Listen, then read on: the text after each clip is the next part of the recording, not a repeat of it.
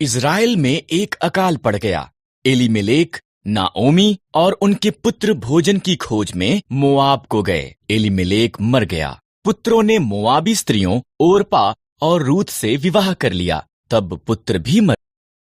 तीनों स्त्रियों के पास पति नहीं थे।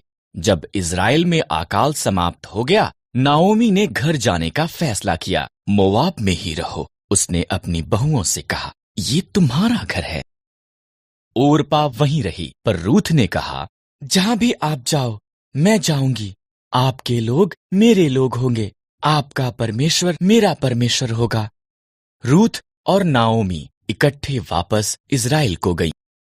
ये इज़राइल में फसल के कटने का समय था। नाओमी ने रूथ से कहा कि वो जाकर खेत में काटने वालों के पीछे फसल को बीन ले। खेत एलीमेलेक के संबंधी बोअज का था।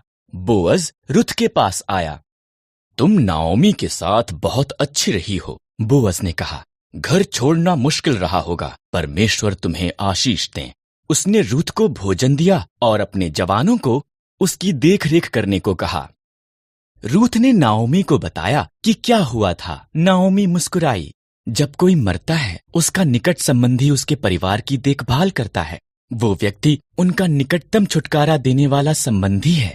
बोअज हमारा निकटतम संबंधी है, उसके निकट ही रहना। इसलिए रूथ बोअज के निकट रही।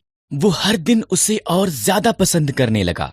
बोअज ने एलीमेलेक की जमीन खरीदी और नाओमी और रूथ की देखभाल की। तब उसने रूथ को उसके साथ विवाह करने के लिए कहा।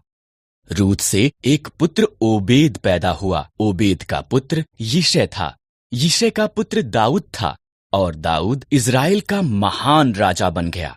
इसलिए परमेश्वर ने रूथ को आशीष दी, ठीक जैसा कि बोअज ने प्रार्थना की थी।